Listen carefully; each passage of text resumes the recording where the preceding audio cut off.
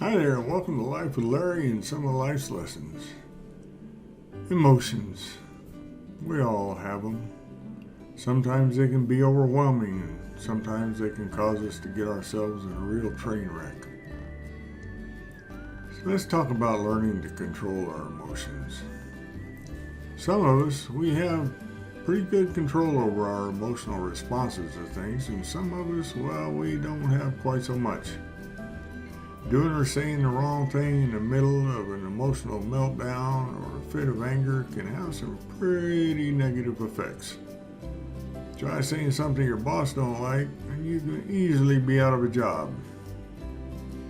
So let's try to gain some control of our emotions using these tips and strategies. Number 1, realize that negative emotions, they simply don't last. If you're really mad about something right now, you're going to be over it by next year, next week, or even tomorrow, and maybe even in an hour from now. But emotions, they tend to focus our attention on what's happening right now and right here. And we don't think about the potential long-term effects that are going to happen if we have a temporary meltdown. What that's going to cause. So which of us hasn't done something or said something in the heat of anger that caused ourselves some remorse, some pain or anguish? I'm sure all of us have at one point in our life. Your anger and your fears or your resentment or any other negative emotion, they're going to fade quickly enough. But our radical responses to it might not so much. Number 2, examine your emotions. Learn to notice when you start getting emotional. And when you notice yourself starting to react really strongly about something, ask yourself why. Try to label that emotion. Analyze why you're feeling that particular emotion and then admit it to yourself. They say that admitting you have a problem is the first huge step in fixing it. And in this way, you can avoid rationalizing your behavior, which is basically another nice way of saying you're lying to yourself. If you know the real reason why you're feeling the way you do, then you're more able to do something about it. And create some space. A lot of the challenges that are created by our emotions could be eliminated if we would just take a moment before we start reacting to something. Getting all angry isn't something that happens to us, it's something that we do to ourselves. And some of us, well, we're pretty darn good at it. Number 4, find yourself a good role model. Think about it. Are you going to take tips on the stock market from a homeless person? Probably not. So learn your emotional control from people that can maintain their composure irregardless of what's going on around them.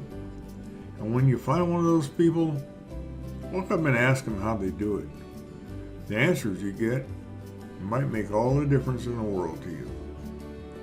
And number 5, find yourself a healthy way to release some negative emotions. Our actions, they can influence our moods. If we get to feeling bored while we're watching TV, there's no reason to keep watching TV. Get up, go for a walk. Go to the library, find yourself a good book to read. Call up a friend. Exercise is always a great way to get rid of some excess energy. You don't have to just sit there and passively accept your mood. Go do something else and change it. Number 6, try changing up your breathing. A lot of people, they assume that emotions are completely psychological in your mind or in your head. But there are physical components as well. Realize that all emotions are ultimately experienced as physical feelings in your body. You've just learned to label certain body feelings with names like anger and fear. And the only part of your physiology that you can easily control is your breathing. So take a look at how you're breathing during a strong emotional meltdown or episode and try to change your breathing. A few ideas that you can try are holding your breath for 5 seconds, breathing deeply and slowly for 30 seconds.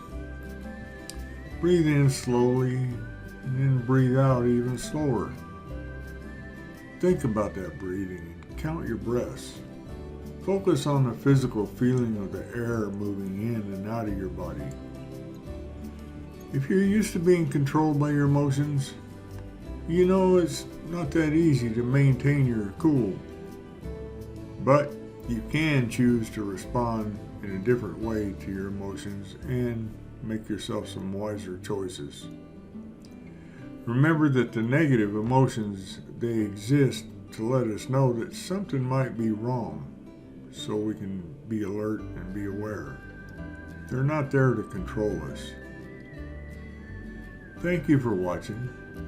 Feel free to hit the subscribe button down below. I'd appreciate it. And I will see you again soon. Bye now.